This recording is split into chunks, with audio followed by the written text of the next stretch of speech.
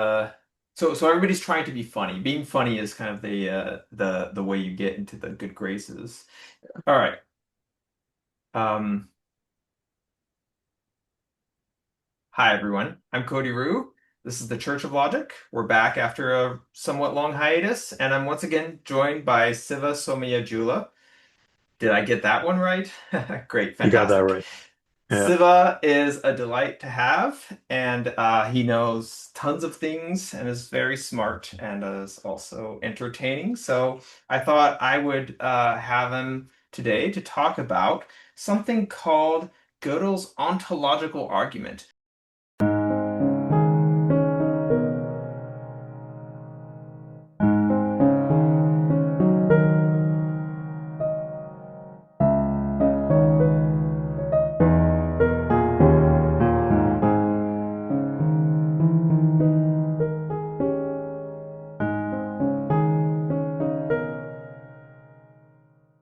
I've been pretty excited to talk about this because I think uh, it's a real fascinating thing to bring together, which is, theology and logic, right? I am fascinated by logic, and I'm also somewhat fascinated by metaphysics. I don't want that to be like taken the wrong way, construed as any, strong position on my actual beliefs.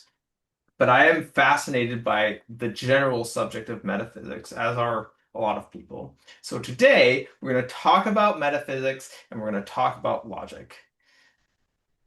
Great. Let's see. I want to dive right in, but I also want to give some historical context because I think this historical context contains some of my favorite things, which is Gödel doing his crazy thing, and some other tidbits of interest. Did you bone up on the history of this stuff, or do you want me to go? No, I kind of just well, first of all, thanks for having me, and I have to reflect those compliments back. But the the like historical like basis of this I just got from like the intro of that Chris Small article. Great. Okay. Yeah. I don't have that much more. All right. So today we I mostly studied and Siva also. Can we see this? Nope. It's foggy. Oh, it I was should have. almost there. Yeah. That's all right. The paper we used as our main inspiration for the technical bits of this is called Reflections on Gödel's Ontological Argument by Christopher G. Small, who is or was at least at the time of this writing at the University of Waterloo, and he was in the what department? Statistics, I think. Yeah, stats and actuarial science. Stats and actuarial science. Isn't that a great place to do, theology? I mean, that's really what ontology is about. It's about risk. Great. Yeah, that is that. See, that's why I bring you on is to say delightful things like that. Okay, Delightfully so incorrect. what happens is this, right? So Kurt Gödel, one of the great logicians, right? He had already revolutionized logic at this point. This is the 60s. He had proven the completeness theorem, he had proven the incompleteness theorem. He had moved to Princeton from Austria after the war, or rather during the war, and then had been established in Princeton as his, now permanent residence, and was trying to do philosophy.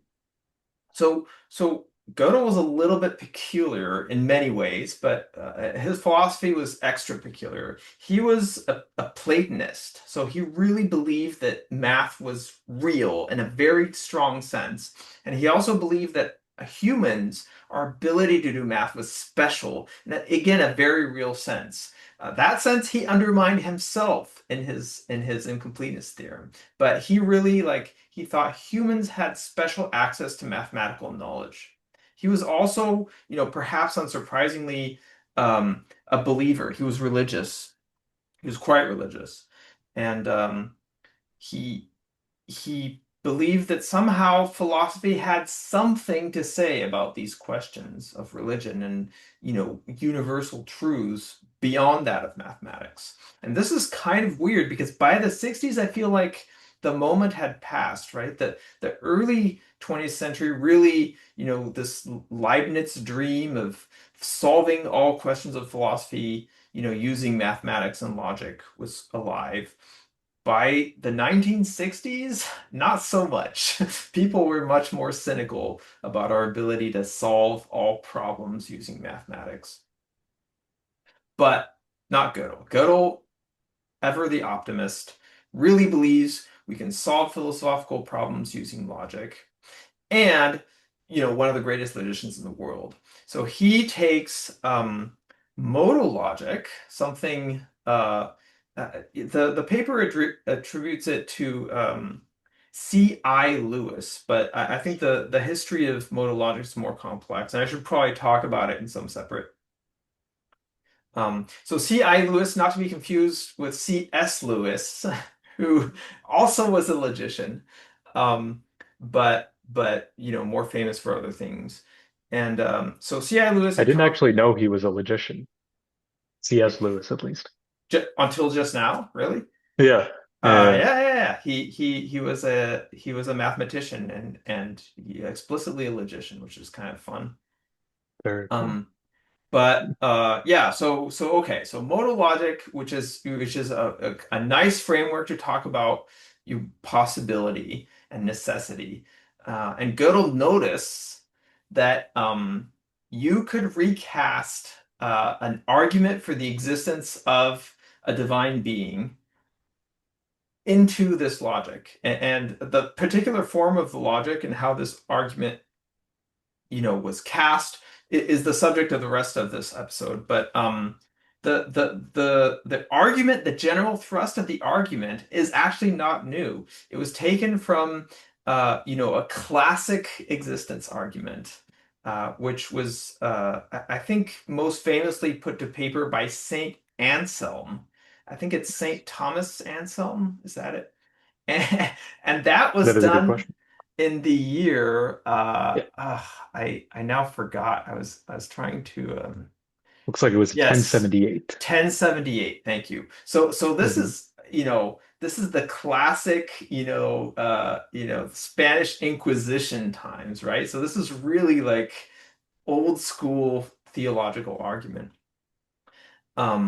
And the rough shape of the argument, maybe I'll have Siva take a stab at it. What's the rough shape of the Anselm style ontological argument? Ooh, that is a good question. Now I actually have to prove that I read the reading that I was supposed to read.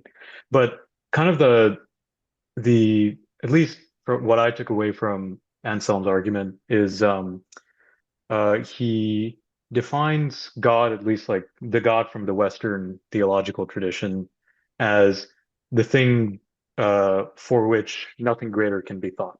So some maximal figure in some order, and then from But there, in the order of ideas, right? So this is a definition of yes, like the thing you think about.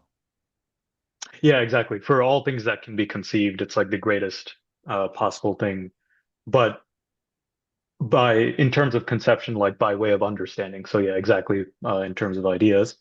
And that and so like um from that point of view, uh Hartshorne, this mathematician or So philosopher, or maybe we don't get to that yet, but yeah, well, let's not get to that yet. Let's finish the sure, sure. argument as it Mhm. stands. Sure. Yeah. So he Yeah. defines God in this way, the thing that is the greatest possible thing you could conceive of, right? And now Mhm. what? Yeah, so from there, Anselm basically says, well, he argues two things. Um, the one is that anyone would agree that it must be possible that a God defined in this way exists. Um, and so, like, for example, like even though an atheist would say that God certainly does not exist, they would at least agree that God possibly exists. And when we say like possibly here, we mean modal possibility. Let's come back to But that. Anselm that's for definitely did later. not say that. Yeah, yeah. So we think of that now, but yeah, at the time certainly you probably didn't think of that. Um, and from there, let's see.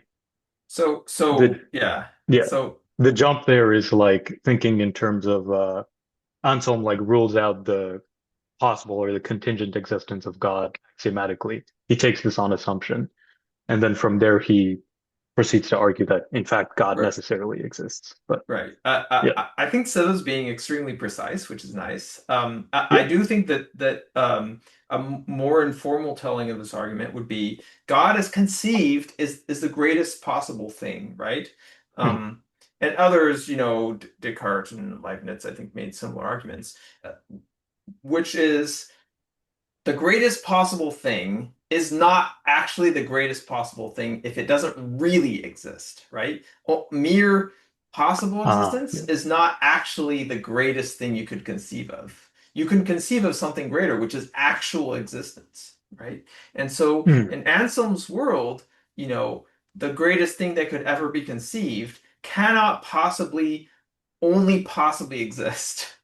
Right? I'm mhm. saying this in an awkward way. And so the greatest thing that can be conceived must necessarily exist because that otherwise it would not be the greatest thing that can be conceived. Now, this argument is a little torturous, and let me tell you right now, it is. It did not close the debate on the existence of God, all right? It's definitely not a cincher, but but the argument stands, right? And it exists and it came back in all these various forms for centuries. So what Gödel does now is say, okay, I understand this argument, but it's a little vague and it's a little torturous. So how do we make this precise? How do we actually really get squeeze the juice from this argument and say this is what we're assuming, and here are the kind of the inevitable conclusions, because that's what he's good at, right? That's where his strengths lie. Okay, yeah, that's actually a good point. So I have to be honest with you, I didn't really catch that ruling out the accidental or like the contingent or possible whatever existence of God. The reason you want to do this is because if it weren't the case, then clearly there must be a greater being. Yeah, Yes, that's a yes, yes, really good yes. point. Yeah, yeah, I think that's the key to the Anselm argument. Now, yeah. Mhm. again, I find it a little bit ironic that in the Anselm text where this argument appears, it's actually a text full of other arguments, additional arguments for the existence of God, which I have to Oh, say undermines his point a little bit, right? If this were like a perfect slam dunk proof, probably you wouldn't need any others. Um, Okay, maybe I'm overselling this point because yeah. You have to please your reviewers. yeah, exactly. And mathematicians come up with tons of proofs of things they already know are true, right? But still, so the argument exists and is well known, but I think Gödel is probably the first to really be like, all right, let's put this to paper, let's actually do logic. So that's what he does in 1960 something. I'm not sure we actually know what year he originally conceived of the argument, but he then communicates it somewhat privately to Dana Scott, another Yeah. quite famous logician who shares an alma mater with Siva, if I remember correctly. And Or, or, a or Alma postmodern for you, I suppose. yes. He actually, let's see, he actually taught there for years and but did not do his PhD there, if I remember correctly. I think that's correct, yeah. Um, and Dana immediately lets the cat out of the bag, for which he was very apologetic later, is my understanding. But he was so delighted by the argument that that he then communicated it, and it became somewhat famous. To Gödel's embarrassment, Gödel's very shy, and he was extra shy about this kind of thing where he felt like there was some nuance and debate to be had because he was extremely allergic to nuance and debate, which is ironic, right? Because again, like his That's kind of his almost shtick. yeah, almost everything he did is like some of the most nuanced and debated stuff in like all of mathematics. Oh yeah. And also All the right. most misunderstood. Yeah. I do my part to try and correct that, but Hmm. you know, it's so tantalizing, right? That it's hard to, what is better, being famous and occasionally misunderstood or not being known at all? I don't know. Exactly, yeah. I like to be intentionally misunderstood. So. Well, yeah, let's give you the opportunity. So, do you want to set the stage in terms of modal logic? Oh, sure. Um, this time I won't say. So we remember from the modal logic class that we all took in college. I've given you Um, shit for that. yeah. Um, oh yeah, that's a good place. Where can we start? Um, yeah, so I actually really liked Chris Small's explanation of like what necessary truths and possible truths are because so weirdly enough, the way that I learned modal logic was first through Kripke semantics and then this idea of like distinguishing between necessary and possible truths. But so the high level idea is that, you take, your usual propositional logic. So you have a notion of proposition, which is a statement of fact that may or may not be true. And you have various ways of composing them. So you can say the conjunction of two things, the disjunction, implication, and so on. And the idea is that when you want to interpret the formulas in this very basic propositional logic, you should be able to assign simple binary truth values to all of the very basic atomic propositions, and then you can inductively argue the truth values for the composite statements using truth statements, for example, right? Great.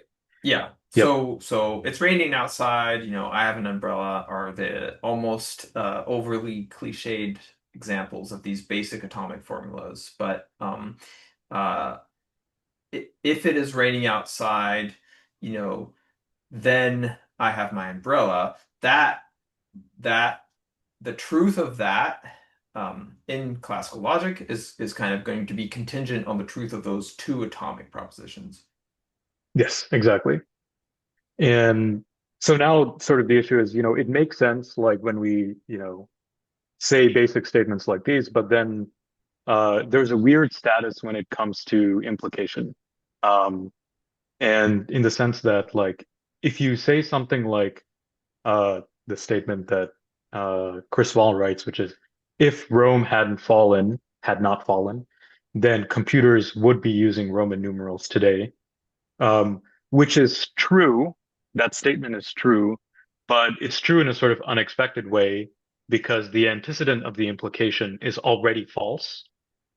And so, really, the truth of that statement is actually equivalent to the truth of the fact that we aren't using Roman numerals today, anyways. Right. And so, in a certain So sense, it's it's very the unsatisfying. yes, it is very inside. This is the paradox of material implication, which is false things imply everything, Mhm. even if they don't have any obvious causal relationship, right? If the capital of Paris is Lyon, then the Pope wears a fedora is true. But that if then statement seems a little bit yeah, Mhm. accidental. It's exactly that's it. So, you want to basically the idea behind modal logic is we would at least like to distinguish between accidental truths and truths that are not accidental. And when we say not accidental, we mean sort of necessary in a certain sense. And Right. formally, what this means is we take all of the propositional atoms and connectives that we have, and then we introduce two modalities, which are really just unary connectives. And you have this box, which denotes necessary truth, and you have a diamond which denotes contingent or accidental truth of the applied formula. Fantastic. I've already, talked about modal logic several times, but I love that I get to ask you to remind us because you're an expert. And No. great. So in this case, if it is raining, then I have an umbrella. If that's a necessary truth, then basically I'm saying, box, if it is raining, implies, then I have my umbrella. And that necessary truth um can allows is a statement of really many different possibilities and I think morally we'd want to imagine a world in which it is raining and we actually observe that I have my umbrella and another world where it's not raining and then I may or may not have my umbrella um and this feels much stronger an implication. It feels that there really is a causal link between rain and umbrellas because we're observing all these possible things, right? Yes, exactly.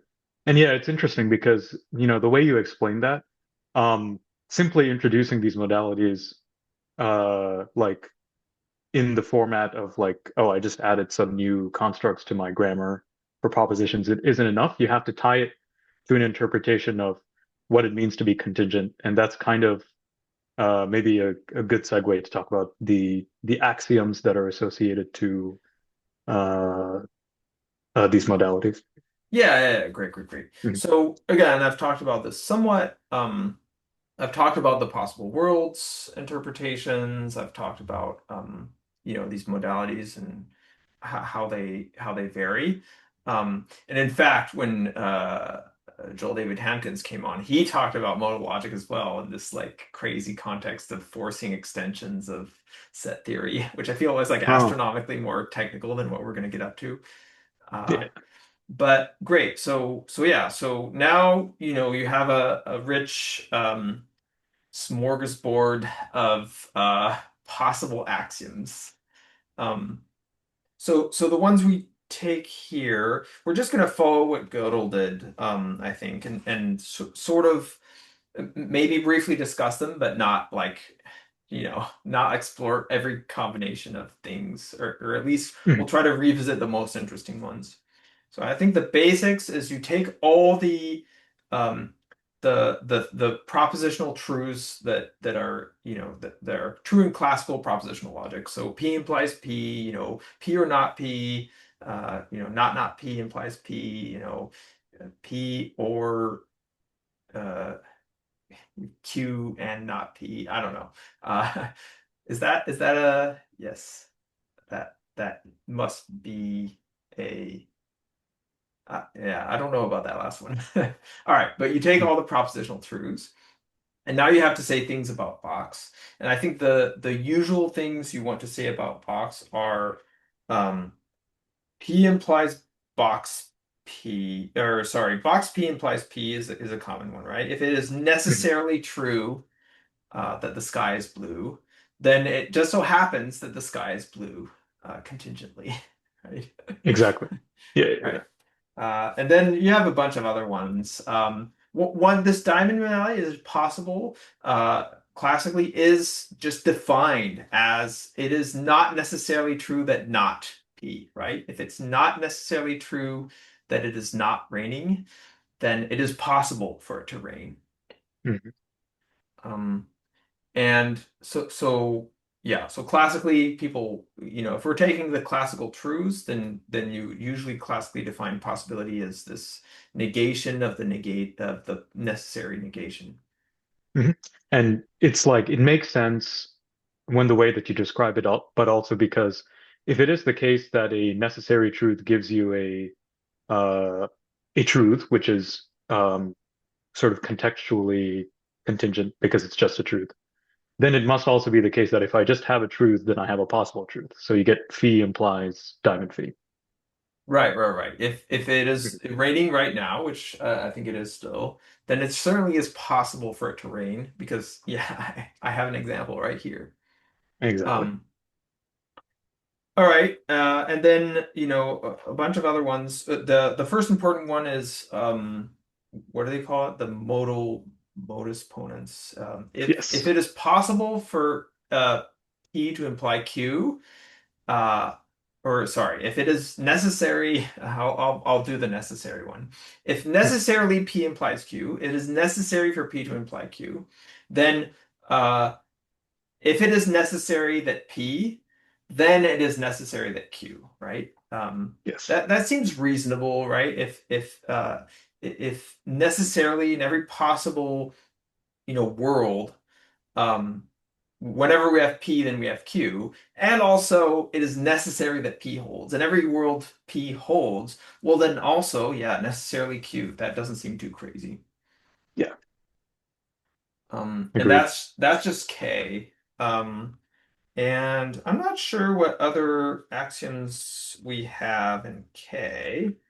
But Gödel actually considers a much stronger system, Oh which uh, which yeah. has a bunch of axioms. And I have to say, my intuition is the possible worlds one, where basically the axioms you impose are going to impose this relationship on how each possible world is related to the others. Basically, box means, in every possible worlds from this one, something holds. And now the axioms that you impose are going to change the relationship of which worlds are reachable from this one. Yes. Again, I explained this briefly in another episode. So the axioms he takes are the S5 axioms. Do not try to find a pattern in these names. They're absolutely absurd. Yeah. But the S5 axioms say possible worlds is an equivalence relation, right? So every possible world is reachable from every other possible world, which is to say, if to me the world in which is not raining is a possible world, then to that universe in which it is not raining, this universe is also a possible world, right? And then transitively, if they have a world in which, my hair is blue, then I also have a possible world in which my hair is blue. Hmm.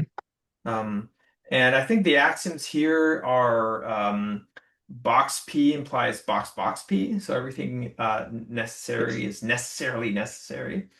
And then I think box diamond P implies diamond P. So if something is necessarily possible, then it is also possible. Am I forgetting one? I probably am. Yeah, you got everything except for the necessitation rule, which is Oh, kind yes. of weird. Yeah, go ahead and try and explain Yeah. the necessitation rule. The kind of I so the yeah, go ahead. there is an intuition I have, but I want to hear yours first. Oh, sure. Yeah, so I mean, at least for me, the intuition is um so if you forget about all the axioms you think about box and then you just remember K, K me being the modus ponens rule. Um, that rule is sort of like a inductive step. It tells you how to get necessary arguments from uh, contingent arguments, but sort of not atomically because they have to be implications. So you're deriving the facts from something that you already know. So if that's the case, what is the base case? How do you actually conclude a Anything that necessary anything is fact? necessary. Yeah, that's great. Exactly, that anything's necessary. And the answer is, well, it should just be true without any hypotheses.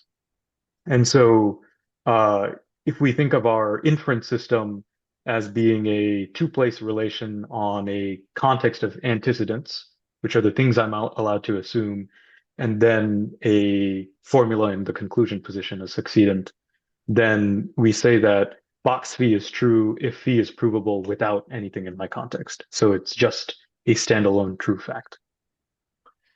That's kind of nice. I'll Mhm. allow this to you because you're a logician from CMU, and I'll allow Sure. you to talk about this context stuff. Mhm. Um, I think, yeah, if I ever get around to adding the diagrams after the fact, I think I'll be able to diagrammatically represent this somehow. Um, Mhm. but my intuition is this. Whenever something is a tautology, that is to say, it is a Uh-huh. logical proof um, that it merely holds by the laws of logic, non-modal logic, then I mean, the laws of logic have to be universal, right? Otherwise, what are we even doing, right? The taking the laws of logic as primitive and universal seems to be absolutely necessary. If we're going to talk about logical truths at all, we had better believe in logic, right? We had better believe those things that we say are kind of tautologically true, right? Like P Mhm. implies P, or P or not P, right? Those things have to be universal because otherwise logic doesn't apply universally, and it is useless to use logic to try and deduce these kinds of things. So Mhm. logical truths that can be obtained entirely logically, that is, are tautologies, and all of their instances, right? Replacing, the atoms P by other formulas, everywhere.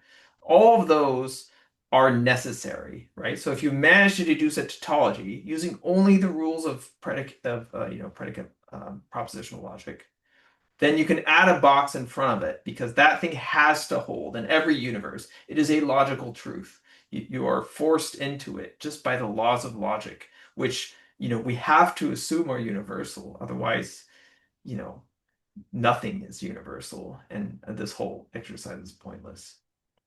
Yeah, that's a good way of putting it. Like standard propositional reasoning is the like one universal, like the one necessarily true thing here. Yeah. Yeah. So what I gave was a philosophical argument. It's quite fascinating, actually, when you're reading a paper like this, to see sometimes people give logical arguments as logicians, right? They write down rules and axioms and steps. And that's what Gödel did. But sometimes they give these weird philosophical arguments where they're just trying to argue by intuition. And this feels a lot more like what you'd read in a philosophy paper. And Hmm. somehow, then usually the logicians take those intuitive arguments and turn those into logic. And then vice versa, you have these very clean logical steps with kind of no intuition. And then the philosophers are going to argue about that and whether or not it's something that's reasonable to believe in the real world. And so, because it's logic, usually they'll argue with the assumptions. Mhm. So we just gave the two arguments for the necessitation rule, which is kind of fun. Yeah. So we And it's have the cool because it necessity. keeps well, it keeps both of them in business. Yeah, Yeah, yeah, continue. yeah, sure. Yeah. Yeah, good, great employment prospects for pure Mhm. logicians and And philosophers philosophers. Yeah, yeah. at actuarial departments. Um, so let's see. So S5, great. Basically, in S5, you never need more than one modality at the front of your whole statement, right? Box Mhm. box is just box, and box diamond is just diamond, and diamond, diamond box is just box, and box diamond box. You can just kind of keep the last one, which is kind of weird. I'm gonna be honest. But philosophers have argued for it. So, okay, so this is our setting. Um, modalities are absolute, right? Everybody agrees on what things are possible and what things are necessary. Um, okay, again, this is kind of a debatable position, but that's the standing point that Gödel takes. And let's see. And so now Gödel can actually get into the juice of things. And uh, why don't you take us through? The Yeah, these first things. Oh, wait, no. First, we sure. have to explain the second order bit, right? Oh, okay, yeah. So you want to jump to Girdle rather than the Hartshorn's version Yeah, yeah. of I'm gonna skip yeah, Hartshorns because I think it'll take us a little bit of field. yeah, for sure. Oh, yeah, that's a good point. Yeah, so that's a yeah, that's a good point. So basically, Gödel's argument occurs in a second order modal logic, and the question is, so what's second order about it? Well, second order means you are able to um, discuss predicates directly in the language. Um, you're able to quantify over them. You're able to do various constructions with predicates. Okay, and what is a predicate? Well, it's uh, a truth valued function on some domain. of discourse.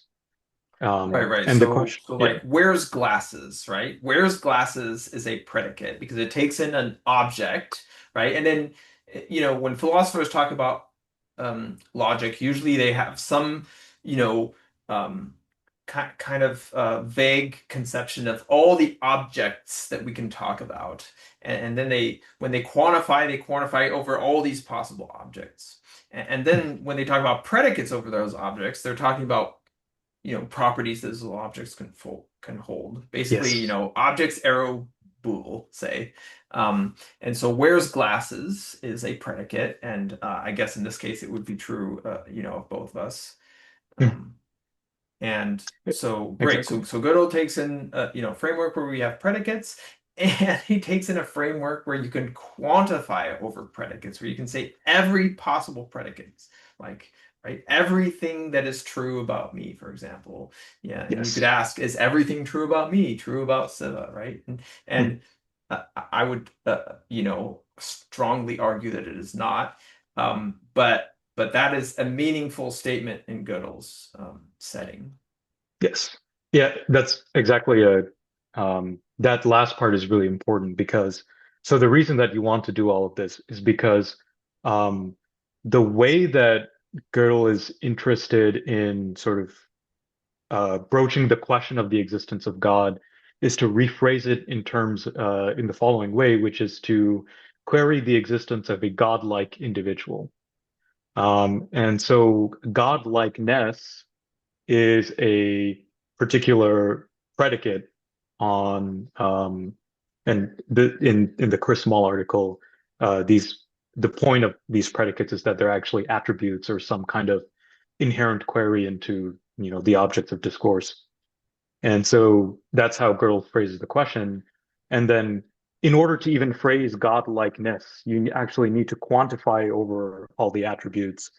Thinking back to Anselm's argument when godlikeness is described as the maximal possible thing. So um, to formalize even the statement of Anselm's setup requires you to, have all of this mathematical machinery. Yes, yes, yes, yes. If we're going to talk about, the thing that is greatest, if a property can be described as great. It's nice to Hmm. work in a setting where you can have really talk about properties.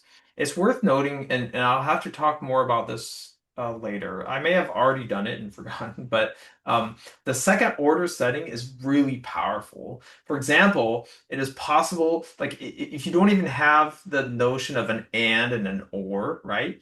Those things say you work in a logic that don't actually have explicit symbols for ands and ors. It turns out that in the second logic setting, if you have implies and you have this, for all over predicates, you can say for every predicate something, and that again is a predicate, right? Then you can define the and the or as like derived properties as definitions. You never actually need the symbols and the axioms.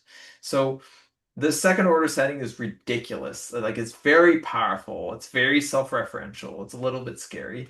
However, certainly in the propositional setting, it's pretty easy to see it as consistent, right? Like Hmm. saying that for every proposition, P implies P.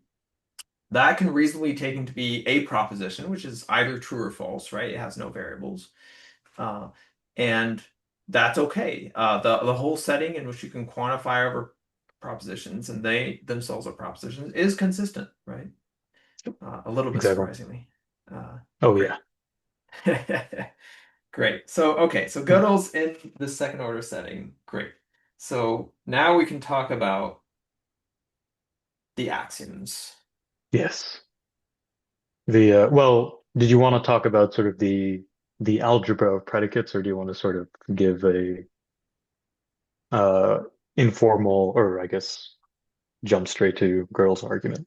I, I'd like to jump straight to the argument, but Mhm. I'll let you, let your heart guide you. No, I think that's cool because I feel like the algebra of predicate stuff is kind of it's good to read like as a reference, but not necessary for to get the gist of the argument.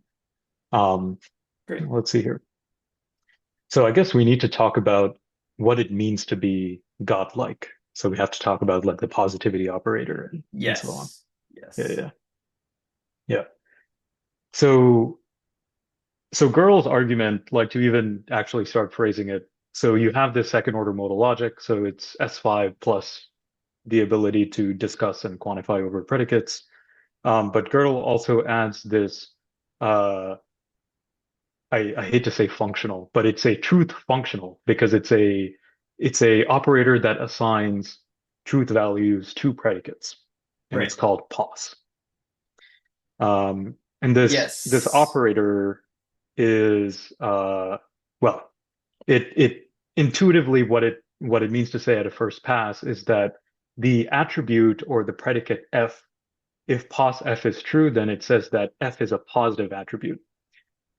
And basically, the point of doing this is that we can then concretize what Anselm meant, which was we can describe godlikeness as being the thing that is maximally positive, assuming that we can order predicates in this way. Great, great, great, great. Right. So, Yeah. so positivity is, yeah, right, a thing that associates a truth value with predicates, right? So, being small, say, is a predicate that applies to objects in the world, and that thing is either positive or, or just not positive. And so positivity takes in, predicate like small and says this is a positive attribute, or, you know, has glasses, right? Is this a positive attribute or not? And okay, so there's a subtle point here, which is positive does not necessarily mean only, is a good thing, right? Yes. It is a little bit more subtle than that. Mhm. Yeah, exactly. Like, I think I I really hesitate to butcher this because I'm not a neither an ontologist nor a metaphysicist, but Um, you don't necessarily have to interpret positivity in the moral aesthetic sense, which is to conflate it with goodness, sort of like in the Western theological tradition. Um, but you can certainly say that positivity is the thing that has, the mathematical properties that you want to complete the argument. Great. Yes, and Gödel, of course, like that's all he knows. Mhm. Then he doesn't argue at length about whether or not positivity is a reasonable notion or even something you really want. Um, but all right, but it is a thing that is going to qualify all properties that an object can have, and you know, is going to be true for some of them. Mhm.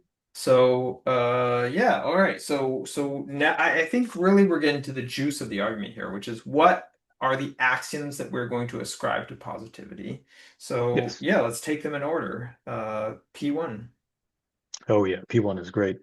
Yeah, so basically the idea of P1 is that, well, symbolically it is pos of F implies box pos of F.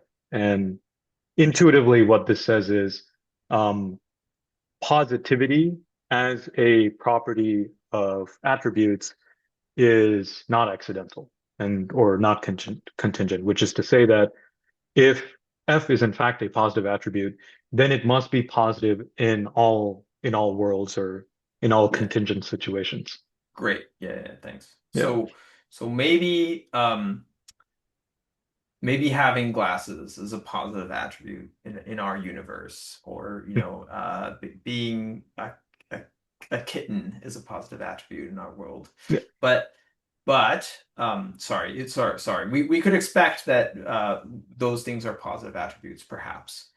But in Gödel's conception, being positive has to be a necessary thing, right? So if being a kitten, if there is a world in which uh, being a kitten weren't positive, then that wouldn't actually it wouldn't be positive anywhere, right? Yes. Every attribute has to be positive in every contingency, in every world. This Yes. is an awkward Exactly. rephrasing of what Siva just said. I was Oh no. hoping to clarify it, but I unclarified it.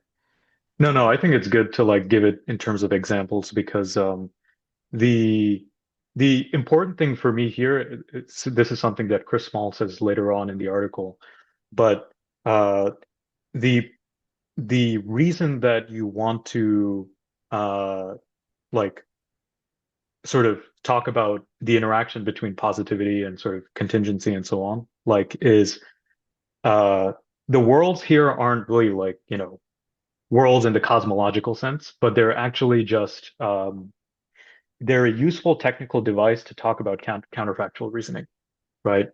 Like the point of this intellectual exercise is that we want to be able to write a defensive argument for the existence of God. And the way to do that is to create a mathematical device in which we can rule out any, tight, mathematically, sound counterfactual arguments against the existence of God. I see. Yeah. So Yeah. so we really want to be talking about universally true things. Mhm. Yeah, exactly. All right, well, that was elegant. Let's see, P2. All of these, by the way, all of these axioms are controversial, right? I should note that if you're listening to these axioms, saying, "Oh, that one's BS" or something, then you're in good company. People have argued against every single one of these. However, some are more controversial than others. Mhm. All right, so what's P2? Ooh, P2 is a fun one. P2, I don't want to say the mathematical thing, but Say the basically, mathematical thing, I'll say the please. mathematical thing. But basically, uh, so at a first pass, the axiom is literally just if pos of f, then not pos of not f, and also vice versa. The Right, right. converse holds as well. And the second order pass at this is pos commutes with negation, or negation, or with double negation. Um, Great. but yeah, the intuitive explanation is that it basically rules out the existence of like neutral attributes, or it basically says that, yeah, these attributes, they're either positive or they're negative.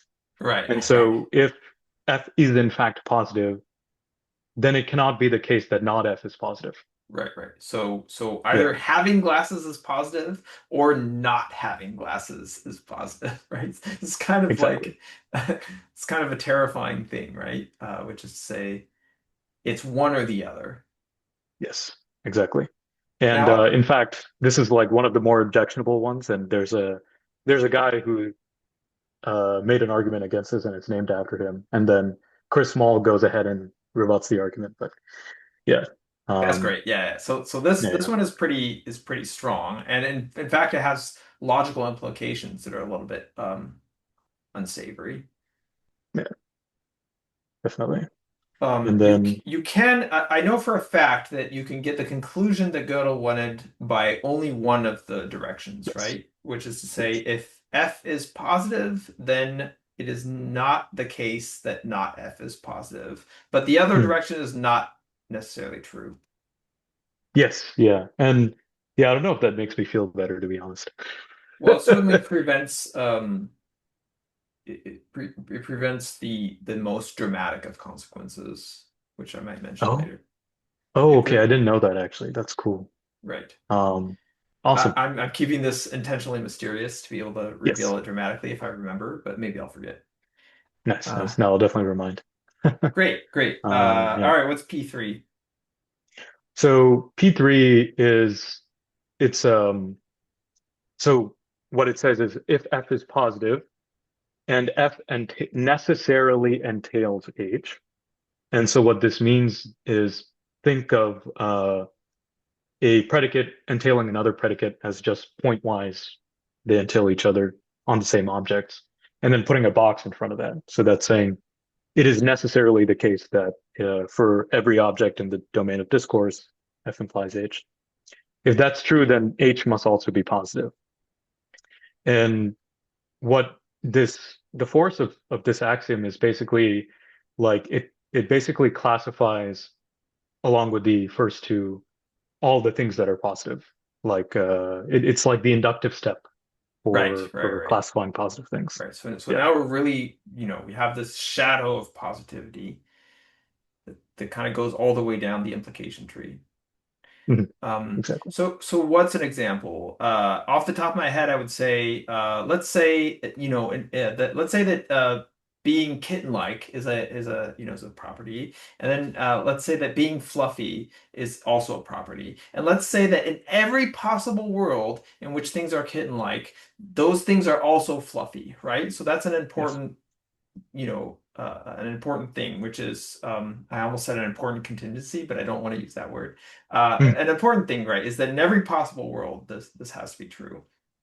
That if being kitten-like is positive, um, then so is being fluffy, right? You cannot, if every kitten in every possible world, is necessarily fluffy, then and if being kitten-like is positive, then being fluffy like has to be positive, right? You Yes. don't have a choice. Every necessary consequence is going to preserve positivity.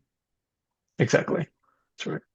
So, okay, so this one is also a little scary, right? Because if every kitten in every possible world also has sharp claws, then having sharp claws is necessarily a positive attribute as well. So Yes. now you're thinking, uh-oh, it's, does God have sharp claws? I don't know. Uh, so, okay. Um, so again, somewhat controversial axiom, but at first draft, it seems pretty reasonable. Um, And then there is the right, last one. right. P4 is yeah, P4 disturbs me a little bit, but go ahead. Let's Yeah. go with P4. Yeah. So the backdrop of the second order modal logic that Gödel is working in, you have this modality, you have modalities, you have second order quantification, but we also want to talk about collections of attributes um, in service of being able to define uh, godlikeness as the maximally positive thing. And so if we if we can talk about collections of attributes, so a set of predicates, and then what this axiom says is, well, if I pick an attribute from a collection of attributes, and that's positive, then the conjunction of all of the uh, predicates in that collection must also be positive. Great. Yeah, yeah, got And it. I believe this conjunction is pointwise necessary, right? Is that true? I think so. Um, Or is it, Pointwise necessary. or necessary pointwise, I guess. No, I think it's just the for all of second order predicates. Oh, okay, so it is not necessary. Okay. Yeah, I don't Yeah, think so, but um, yeah, you're right. Mm. yeah. So okay. So what does this mean? So it means that if being a kitten is positive and having a button nose is positive, or I'm trying to find things that I feel are positive. Then Mhm. being both a kitten with and having a button nose, that is also positive, right? The conjunction is positive, but also infinite conjunctions, right? So if you have this long infinite list of positive properties, and you want to take a thing that has all those properties together, right? A really an infinite list, then that whole thing, the thing that satisfies all those properties, is also going to be positive, right? Yes. Yeah, exactly. And I like to think of this as the offensive part of Gödel's argument in the sense that the defensive part was to rule out the accidental existence of God, of a godlike individual. And then this one is basically saying it was okay that I did that because I am then going on to say that positivity is like this very strong thing, which um, is maximal even over infinite sets of positive attributes. So you Great. cover both ends. Scylla has a real insight into this that I'm not sure I do. Um, I wish. I'm just talking. So great. So we've defined all these things. We've defined a positivity attribute. We've given some axioms which I think on the face of them are not completely unreasonable, right? They can be debated, but they're also not immediately like dumb. They have some merit, right? It's like, you're either positive or you're not positive. Um, if you're positive in all possible contingencies. Um, if you're positive, all of your necessary consequences are positive. And, any family of positive things is positive. Like basically positive commutes with for all or predicates. Yes. And great. So that again doesn't seem too unreasonable to ask of, you know, positive attributes. Mhm. Great. All right, what's the first theorem we prove? I Oh kind of man, love yeah, this this one one. is already heavy. But the I first theorem is know. basically if so intuitively what it says is if f is a positive attribute, then f is positively exemplified. And what this means is it is possibly true that there exists an x such that f of x. Um, Right. and so it's basically the baseline because well, you have possible existence here, and then we already said axiomatically that uh, oh no, I guess we haven't yet talked about necessary existence. Okay, never mind. We'll ignore that That's okay. comment. We'll come back to it. Yeah, yeah. But the proof of this is kind of gnarly because it it's connected to this idea of the consistency of an attribute, which I do you want to talk about that, or you would just want to leave it there? Um, we could talk about it. Okay. So something kind of amazing is happening here that Siva described, which is if you're a positive attribute, being kitten-like, if that thing is positive, then there must possibly exist a kitten. All right. You cannot be positive without possibly existing in some world.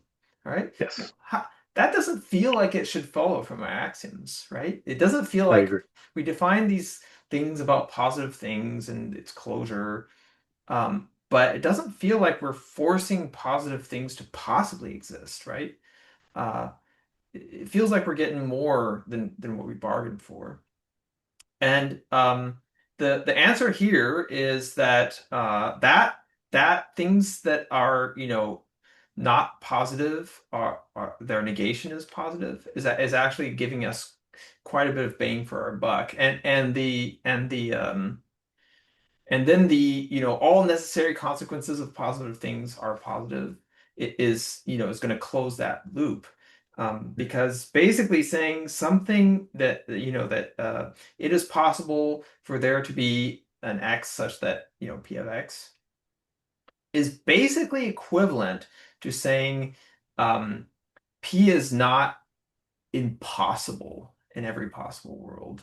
And being impossible is basically saying it is a necessary consequence for P that, absurdity, right? That zero equals one. Something that's really like logically impossible, right? And that now is a little bit less surprising, right? Saying that something can be possibly realized is saying that, yeah, there's no logical obstruction to it. Hmm. And you can prove this in S5. And basically, yes, because a positive notion, um, its negation is not positive. We know that, or I'm sorry, I'm trying to remember the proof. Oh, yes.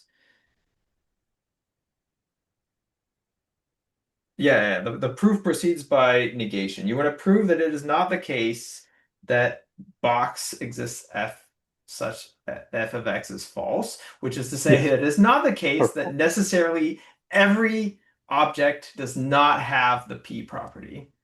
yes, Um, and so you assume that it is necessarily the case that every object has the p property. right. Um, and then Yeah, you assume that it's true that that every object that it is necessarily true that every object does not have the P property, and Hmm. that really does mean that that P implies, a universal. It necessarily implies an inconsistency, right? It's almost by definition. P necessarily Yeah, yeah, yeah. implies false. Yeah, um, yeah, Yeah, yeah. that's a good way of explaining it. It's not the constructivist existential. It's Right, right, more right. like, yeah, yeah, yeah. We're just saying like, yeah, it couldn't possibly be the case otherwise, which is fine. Right. Right, which is Yeah. fine. There is some allowance to be made for classical logic here. I know that people of my particular religious bent, I guess, will tend to eschew classical logic. But because we're talking about this possible world semantics, it seems a lot less distasteful to talk about classical logic because yeah, our everyday experience is pretty classical, right? Things are either the case or they're not the case. And now that you have all these possible worlds to talk about the counterfactuals, you don't feel the sting of of this paradox of material implication quite as Mm. strongly. So you can sort of say, okay, well, classical logic, I can stomach it because I have all these possible worlds in which I can, have a finer grained view of what implication is. Yes, So exactly. so all right, so right, so um, not X is possibly F is possibly exemplified. Sorry, he uses F in the text, and I used P earlier, but let's use F now. If it's Mhm. not the case that is not the case that it is possible for X to be exemplified, right? So we get, by shifting negations around, we get that every world uh, F would have to be contradictory. Mm. And um,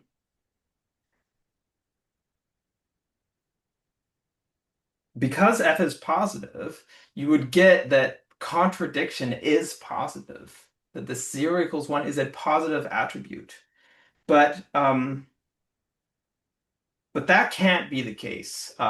Contradiction cannot be a positive attribute. All right, and that's the censure.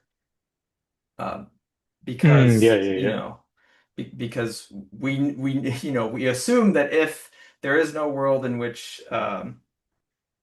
yeah, in which F has an example, then we can use axiom P 3 to show that contradiction is a positive attribute. Mm. And so we get a contradiction, and therefore F is possibly exemplified. Yes. Great. All right. I don't think I'll belabor the point more than this. If you really want to stare at this proof, actually, the Wikipedia article is not so bad. They explain all this with slightly different lingo, but mostly the same steps. And so you can just check out the Wikipedia article and walk through the actual deductions. It's kind of nice. All right, cool. Let's talk about necessary existence. Yes. Let's see. Ah, okay. Yeah, I guess the essence of stuff can be introduced in line, but Yes, let's yeah, skip essences for now. cool. Because it's just a proof device. Yeah, yeah. So And the yeah, I want to mm, see how far we can get without introducing it. yeah, yeah. I mean, the idea with necessary existence was to formalize what Anselm was talking about, or I guess really Hartshorne's interpretation of Anselm, but we'll just say Anselm was talking about in terms of like God's existence not being accidental or contingent. Um, and so uh, in modal logic, we can define necessary existence of an object X as literally being box exists. Oh, that is a weird notation they're using there. Um, okay, so Oh, yeah, you're right. yeah. Uh, All right. So, I mean, the idea here is that for each object, you're associating a collection of attributes which uniquely uh, characterizes that object. So, if we can do that for every object, we can associate a set of predicates. Then necessary existence is saying, well, um, and I can take the conjunction of all of those predicates to produce like the big predicate describing it. Then you say that X necessarily exists if there necessarily exists a Y such that that big predicate of Y. All right, let's Oh, that's confusing. Yeah, that is a little confusing. yeah, I think I can maybe work through that yeah. in a slightly more intuitive way. All right. So we want to characterize the necessary existence of an object, right? However, yeah, we don't it's not obvious how you would define necessary existence of an object, right? Like Mhm. necessarily exists X such necessarily there exists X such that what? Like Yeah, such we that don't what? we don't want to talk about some abstract X. We might want Yeah. to say like, oh, all right, let's take you for an example, right? Sivas, Mhm. all right? Siva. Does Siva necessarily exist? All right, this is a difficult thing to say because Siva exists in this world, Yeah. but um, what does it mean for Siva to exist in all possible Yes, worlds, right? exactly. And What is the so, logical proxy by which Siva is? Like, right, who so is how can we Siva? Yeah. logically express that Siva exists in every world, right? Yeah. Um, Well, let's see. The way you could actually do it here, we haven't defined equality, but you could say that necessarily there exists, y such that y equals Siva, right? So Yes. you could say that necessarily there is something that is equal to Siva, but that's a little bit It's unsatisfying. awkward. It's Yeah, unsatisfying because what's equals? because if I can talk about Siva, if I can name Siva already, then yeah, necessarily there exists Y. You just take the Siva, right? I shouldn't really be able to talk about the Siva himself in other worlds, right? Because Yes. somehow you kind of want each object in their own world to be their own thing and not, have all these things shared across worlds. But we're trying to talk about necessary existence in all worlds, so somehow we need to recover that notion. So how do we do it? Gödel uses a trick, and it's quite clever trick, though Gödel didn't really come up with it himself. He uses something called Leibniz equality. In Gödel's view, and also in Leibniz's view, a thing is only as good as the set of properties it has, right? So you can Mhm. talk about Siva himself, or you can say all the things that that make Siva Siva, right? All of the properties that he embodies, all of the things that are true for Siva is actually functionally equivalent to being Siva, right? You can say that basically Siva is, a person is Siva if and only if they have all the Siva-like qualities. All right, so now we've created this like magnificent swindle, which is we don't have an individual anymore. We just have this large infinite collection of properties. Yes. And in second order logic, that's pretty easy to do. You just say every property that Siva is satisfied, is Mhm. satisfied by this other person, and that is being Siva-like. And as far as Leibniz and probably Gödel were concerned, that is just as good as being Siva, right? Yes. People will Yeah. Yeah. argue with this notion. It's an extensional notion in the sense that it only uses uh, properties to characterize an individual rather than something more intrinsic. Yeah. And I mean, the question is, to what extent do your properties fully capture the possible observations you can make on an individual?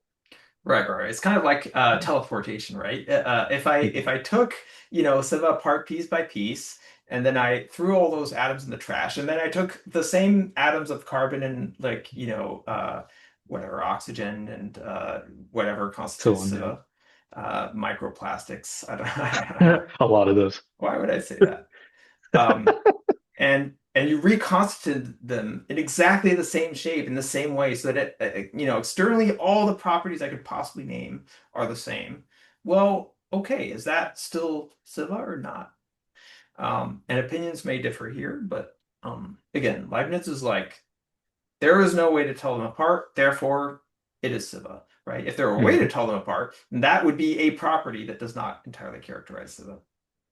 Yes, exactly. Yeah. I guess mathematically, what you can do here then is you can still say that necessary existence is box exists y such that y is equal to x, but then you go ahead and define equality as, well, for all attributes that I can talk about, f of x if and only if f of y. Yes. And I think this is kind of a nice way to jump universes, right? Where we say, Mhm. okay, maybe there's only a true Siva in this world, but if we take all the attributes that make Siva the way he is, Mhm. um, we can assume that in every universe, in every possible world, there is such an individual. Well, then that's a pretty good way of saying that Siva is necessarily exists, right? Mhm. Because in every world there is a thing that is basically indistinguishable from Siva. Yep. I've said Siva a lot, and now it's kind of losing all its meaning, You got ironically. semantically satiated. Yes. But that feels, appropriate for what we're discussing. Mhm. Great. So that's necessary existence. All right. Axiom N2 in Small's paper is necessary existence is a positive attribute. That also seems kind of reasonable. It does feel like, okay, necessary existence is a very strong property. It doesn't feel very positive in the moral sense, as we were discussing. Positivity isn't necessarily a moral quality. It's more of a philosophical quality of like having rather than lacking. Mhm. And it certainly seems that necessary existence is more of a have than a lack. Exactly. And Yeah. I think we're done with axioms. Yeah, those are all the axioms. Those Pretty are nice. all the axioms. So Yeah. so we haven't even said what God, or we've said what God is, but we've just barely mentioned it. So Yep. God does not appear anywhere in these axioms, by the way, which is kind of nice. And you know, but positivity appears everywhere, and positivity is going to be crucial to the definition. And Yes. we've also defined positivity in ways that feel sort of reasonable, but also sort of suspicious, right? Each time we defined an axiom, it was like not immediately absurd, but also we had objections to all of these axioms. So, all right. So we've set the stage, but now the stage is set. We're done with all the axioms. If you accept all these things, then there's going to be a proof. There's going to be a definition of what God is and a proof that God necessarily exists, right? And that is inescapable once you've accepted all these axioms, which again, you don't have to, but are also not completely absurd. Hmm. All right, so why don't you take us home, Siva? Try to Now it's the fun yeah, part. try to I have to say, it feels like I'm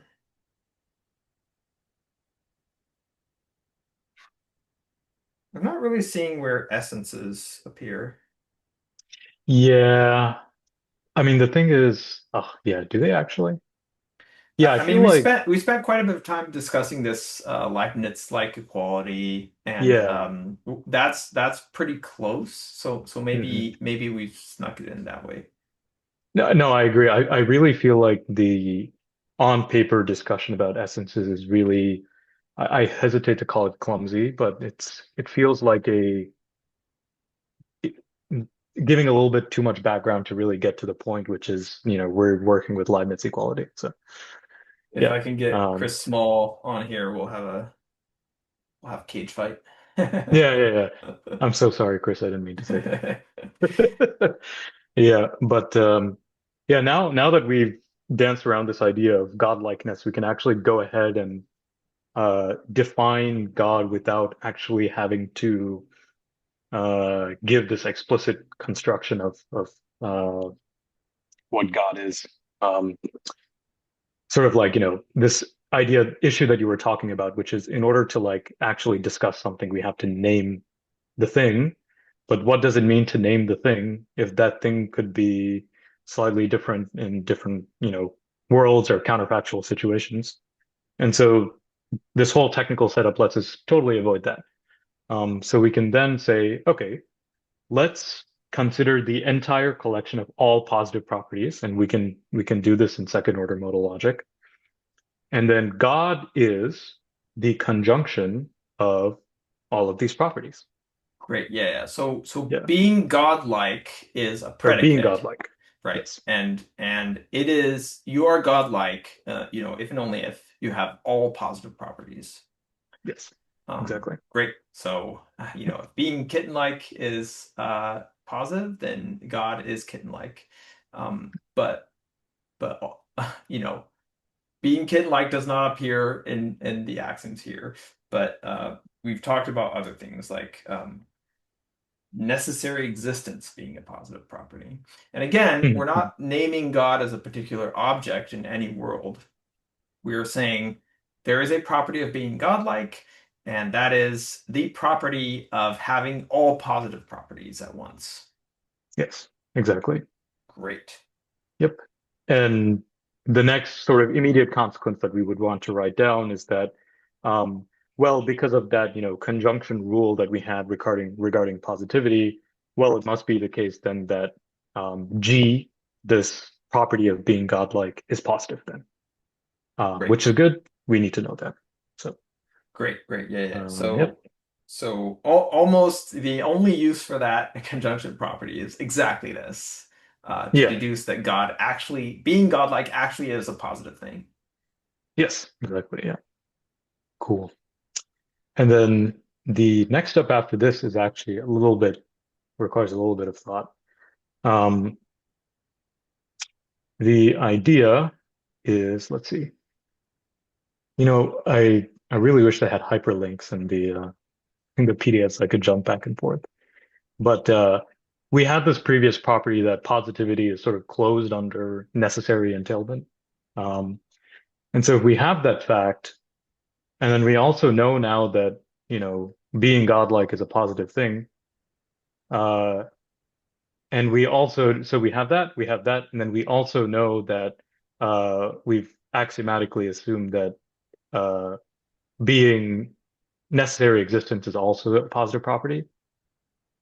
Put all these things together, and then you can actually conclude, well, if X is a godlike individual, then X necessarily exists.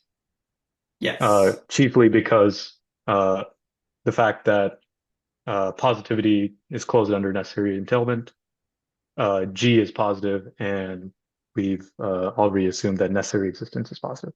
Yes. And Yep. it is important to know that at this point we're not done. We're just saying Yes. if for any x, if x is godlike, has this property of having all positive things, because basically by axiomatization we've said that necessary existence is a positive property, then this godlike being does necessarily exist. But we've yeah, this is an implication. We must first prove that X is godlike before we have necessary existence. And so Mhm. it feels like we haven't made any progress at all. Um, but we have actually, because now we're going to prove that um yeah, now we're going to use this somehow.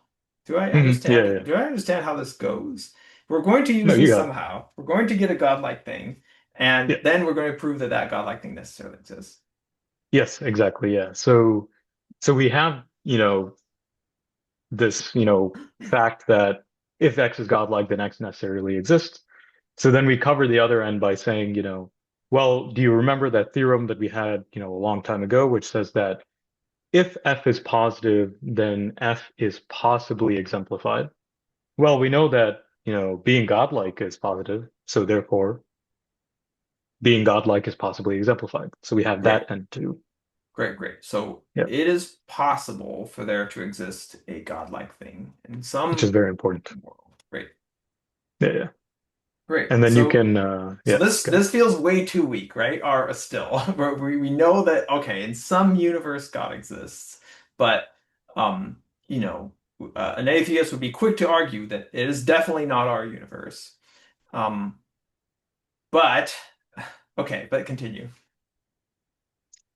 Yeah. Well, so honestly, I don't exactly remember what logical step allows you to combine those two previous facts that we said, but you can combine those two serious facts, and then you can say, well, not only does, this godlike individual possibly exist, but that same individual also necessarily exists, like inside that diamond. So, uh, diamond of there exists an X such that G of X and X necessarily exists.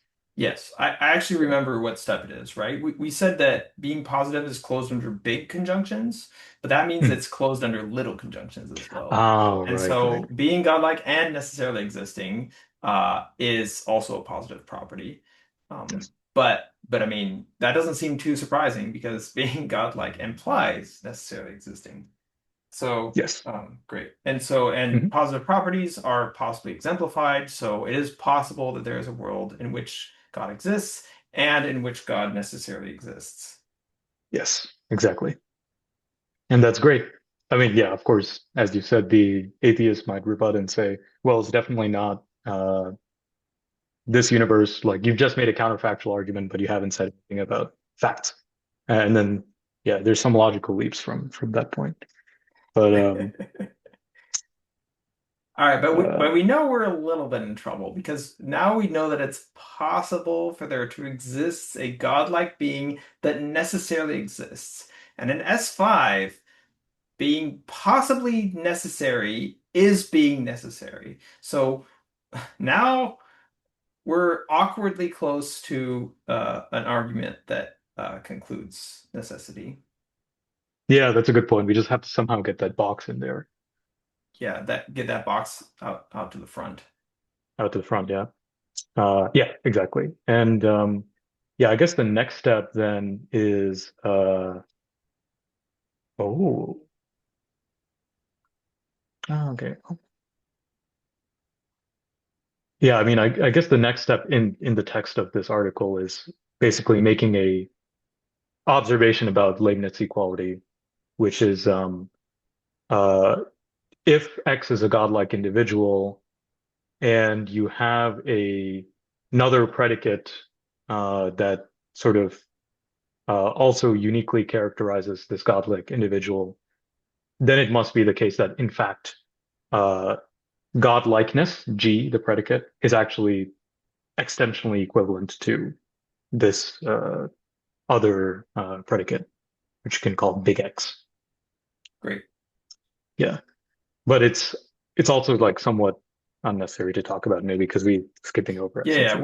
Yeah. We've said okay, so it is possible for there to exist an X which is godlike and which necessarily exists. Now we're going to Mhm. unfold this necessarily exists and do this swindle that Siva just talked about.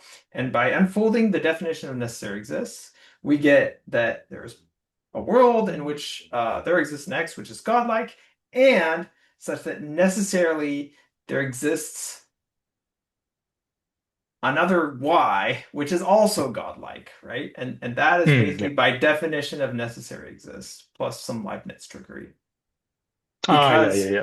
yeah, because being godlike really characterizes entirely um the notion of godliness, the Mm. that being, yeah, that being the X, right? X is Mhm. godlike, and all and every godlike thing is also, like X. Yes, yes, exactly. Yeah. Hmm. Yeah, that's a good way of putting it. And then let's see, the next step I actually don't understand. Oh yeah, yeah, it's just modus ponens. Oh wow, okay, yeah, yeah, yeah, geez. Yeah. And now we just drop the exists x and the g of x, and we just keep that second bit, and we get that it is possible for it to be necessary for there to be a godlike thing. Yes. And then Yep. we're done because in S5, if it is possible for it to be necessary for something, then it is necessary. And Mm. that's kind of that again is like, S5 is a little bit stronger than I thought it was, right? Because being in a world in which God necessarily exists actually means that every world is a world in which God necessarily exists. And you're like, Yes. uh-oh, that feels wrong. Yeah, exactly. It's yeah, I guess it's objectionable. Like that particular rule is objectionable for a number of reasons. But yeah, once you get to that point, yeah, you can conclude, yep, God necessarily exists. This godlike individual necessarily exists, and then you're done. Yeah. Yeah, yeah. And Yeah. I don't think Small mentions this, but this godlike property is also it forces you to be unique, right? Because it Mm. entirely characterizes the X. Mm, yes, yes, There yes. can only Yeah, be yeah. one God, which is kind of convenient for monotheists, but is also a little bit nerve-wracking for how strong this argument is and how many things it proves. Yes. Oh, yeah, yeah, yeah. That's right. Yeah, yeah, that is actually interesting. I haven't thought about that. Hmm, cool. Yeah, I have to say, well, I'll mention this maybe in the description of the episode, but Smolian talks about this argument, and Smolian is much more tongue-in-cheek about it. Hmm. But he loves this modal logic junk, and so he tries to build all these modal assumptions in which you can prove that God exists and that God is unique, or maybe God is not unique, and then the devil, and it's quite fun. Um, Huh. Oh yeah, man, I gotta look at that. I know. Hmm. I'll lend you the book. Cool, Um, cool. should we talk about the Sobel objection? Yes, yeah, You've been absolutely. at this Because for a this while, is but for me, yeah. this is like the most catastrophic thing. Yes. Yeah, I haven't studied this as well though, so I'll let you take it away. I'll see sure. if I can follow. Yeah, so to be honest, like I read that first sentence and I was so freaked out that I didn't follow the argument. But basically the idea is that um the assumptions that like the axioms that actually, Gödel puts out when combined with the axioms of S5, the modal logic, you get a situation called modal collapse. And intuitively, what this means is that every truth is also a necessary truth. So phi implies box phi. And this is actually a very unfortunate situation because the whole point of, doing modal logic is we would like to be able to materially and tangibly distinguish between contingent and necessary truths. So if we can't, then, what was the point a little bit? Yeah, yeah, yeah. Yeah. Yeah, so Sobel observed that under these axioms, everything that is true is also necessarily true, which is to say, if it's raining today, then in every possible world, it's raining today. And indeed, in every possible world, everything that holds here is true. And in fact, what's the point of having many possible worlds, right? Every possible world is exactly like this one, and therefore there's only one possible world. And you're like, wait, what? So it's like modal logic is pointless. There is no point in reasoning that, it might have been sunny today. That is a pointless notion. And you're like, well, if that doesn't feel right. And I Yeah, think some exactly. It seemed to me that something even worse had happened, which is it was not clear under these axioms whether there can be more than one object. I think it is Oh, possible that that axiom P2, which is if positive of F, if and only if not positive of not F, Mhm.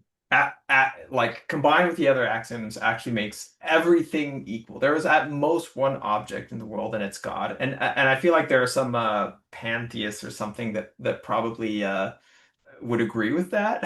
But also, I don't know, like I don't feel like the argument really keeps its teeth if you can then prove that there's only one object and only one, world.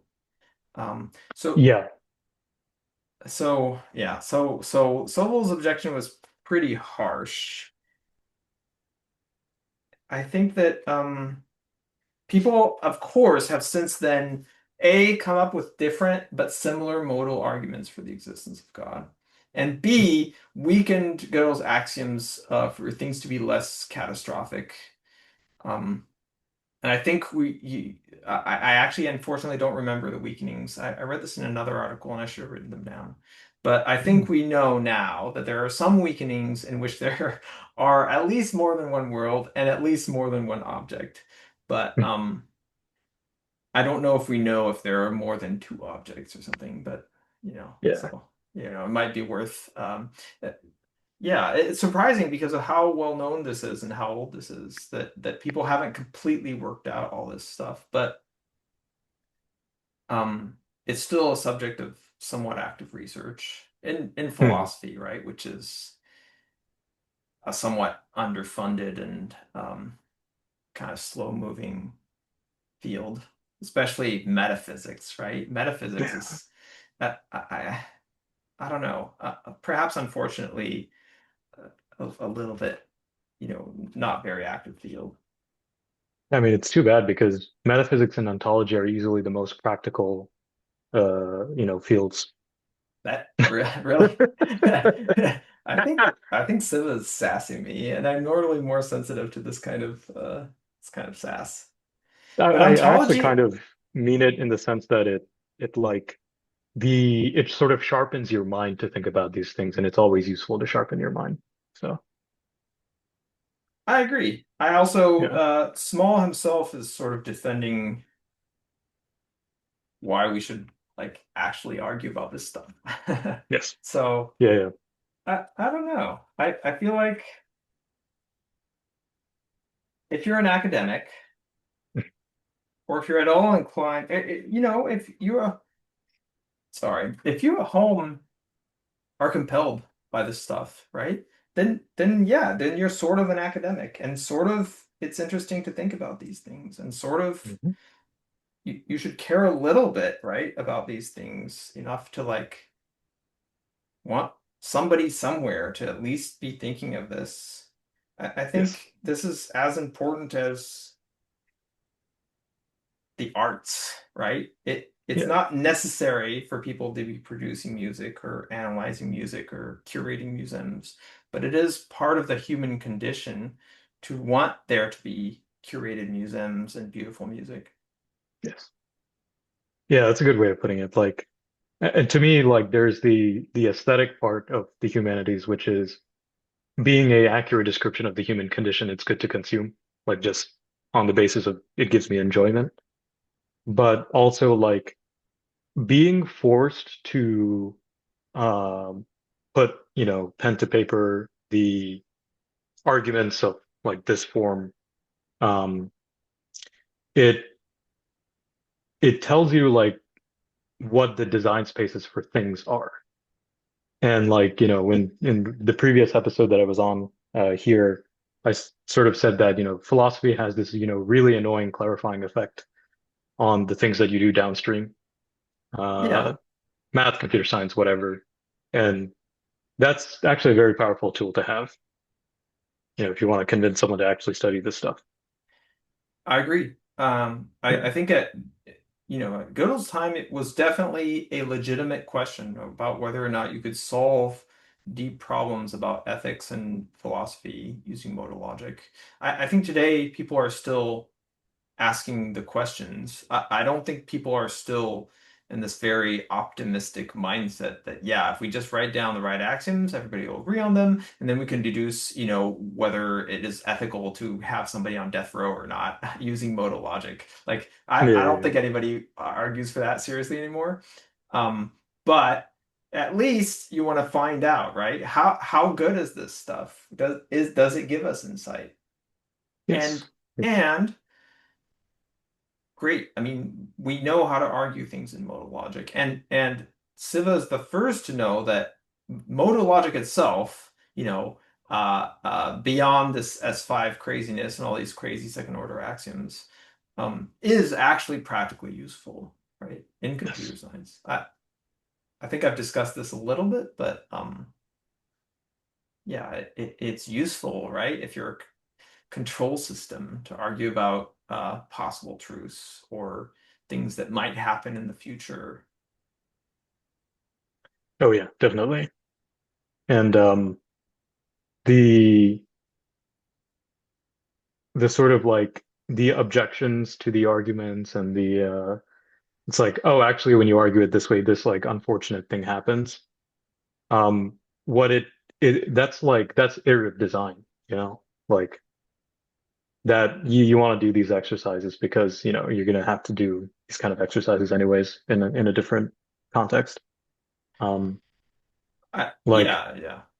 yeah, like at the in the end of the section when on Sobol's objection, they say that like maybe the modal collapse situation isn't so bad because of this concept called modal realism, which is um, you know, the counterfactual worlds or situations to defensively argue for the existence of God are a useful technical device to complete the proof. And then post facto, you say, well, our world is the one that was actualized. So actually, modal collapse isn't so bad because we're simply talking about the current situation. Um, Yeah. Um, I don't know how to feel about that, but yeah. neither do I. I would like eventually to try and dig deeper and revisit this ontological argument with the benefit of hindsight. People have formalized this argument you know, Yes. in software, which I think is not as impressive as it sounds. I think a lot of fanfare was made at the time, but the proofs here are just proofs, right? Gödel knew how to do deductions and he knew how to not get them wrong, almost all the time. He was, only barely less precise than a computer. Uh, so formalizing it is not that crazy, but it's nice to have them around and it's nice to have this playground, right? People have developed provers for modal logic, right? Now you can play around with these ideas and try and figure out, what if I assume this or that? What do I get? Is there some model? Is this contradictory? Um, I think yeah, there is a version of Gödel's argument that's actually contradictory, but I don't think it's this one. It's one where yeah, it's a stronger P3, I think. Mhm. That Oh, stronger P3. Yeah, Interesting. slightly stronger P3. Um, but maybe it's this one. I forget. I'll have to look into it. Hmm. But then immediately people found ways for it to be non-contradictory. I see. And so yeah, I don't know. I think this is fun stuff. And you know, uh, yeah, I think whenever people try to reason about philosophy of mathematics, right? Like again, Joel David Hankins was trying to justify, looking at these large cardinal axioms and trying to understand what they said about mathematics and about humans' perception of it. I think this is kind of there, right? We want to understand this kind of theology. Yeah. I kind of named the podcast after this kind of these theological considerations of foundations of mathematics, not about, actual theology, but I think we're in adjacent territory where it's fun to think about, yeah, what the Hmm. possible worlds are. You're saying the word theology as like, what are the normative considerations when doing metamathematics? Yeah, I actually Mhm. think I'm thinking more of ontology of like what is it reasonable to believe really exists or really Sure. doesn't exist, Mhm. right? As an somewhat reluctant ultra-finitist, right? I want to know, is it reasonable to not believe in numbers bigger than, two to the, you know, 10,000? True. Um, and if you do believe in those things, what else is it reasonable to believe in? Every Mhm. natural number, is it reasonable to believe in infinite sets, right? And Yeah. um, yeah, maybe I'm relying too much on Joel's, you know, much more active work in philosophy of mathematics to inform this, but I think it's kind of fun to think about these things. And I also think here in this argument, we're skirting so close to inconsistency and modal collapse and these kind of unfortunate consequences because we're doing the same kind of, existence by fiat and self-reflection, right? Like the fact that Yes. God necessarily exists is because the definition of God involves these properties themselves that talk about necessary existence, right? Yes. And so we're in the fun but scary territory of self-reflection and the contradictions that arise from that. Yeah, yeah. Actually, when I first saw the definition, I was like, "Oh man, how aren't we already inconsistent?" But I don't know. There's Definitions are something to be said about definitions. the fact that you aren't Yeah, there is fully. something. Yeah. Yeah, yeah. I don't know. That and like part of the discomfort of this argument is part of is similar to the discomfort of, you know, many of the more subtle arguments in logic, right? Of this sort of Mhm. self bootstrapping. And I guess it's not too surprising Gödel came up with it, right? Because he was the king of this kind of like uncomfortable self-reflection. Mhm. That is true. Yeah. Wow. Yeah, I don't know. I don't know what to recommend other than glancing at that Wikipedia article. I think the references there aren't entirely perfect, but the article itself is quite nice.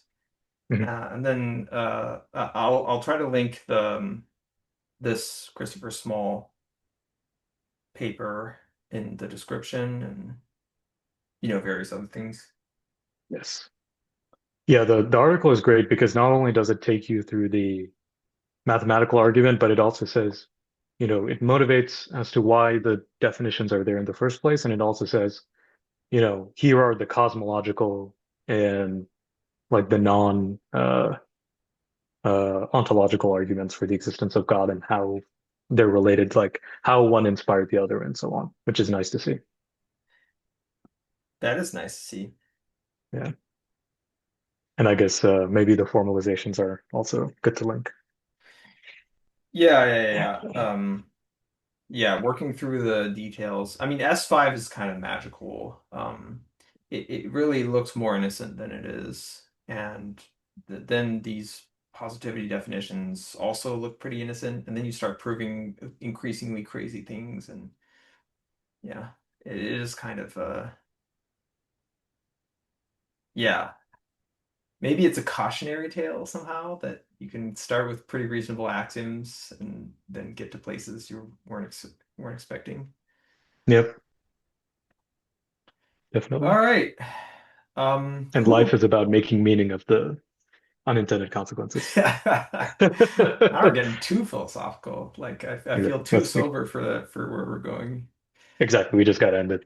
Yeah, yeah. We should end it. Though I would definitely subscribe to a drunken mathematics channel or something. This could turn into that, but that would be a little bit dangerous. Yeah, yeah. But now that we've said that out loud, I wonder if I'm going to need to like add a disclaimer to the Spotify, like, is this content harmful for children or something? Yeah, exactly. Darn. Parental advisory content. Yeah, Yeah, yeah, yeah. I don't know if the FCC is really on my case yet or not, yeah, to be it's true. honest. All right. Well, this was delightful as usual. I think I could have Siva on basically every week, and we'd have a lot of fun. Maybe I should do that, but I think more reasonably, yeah, with the time it takes me to edit these things. Um, yeah. All right. I don't know. I'm happy to hear ideas about what we should be talking about next. And I guess as always, until next time, take care. Thank Mhm. you so much, Siva. Yeah, thanks for having me. Glad to be a friend of the pod, as they say. Should they say that? All right. Well, yeah, you're welcome anytime, as I always say, but yeah, I'll see you in the office. Mhm. Likewise.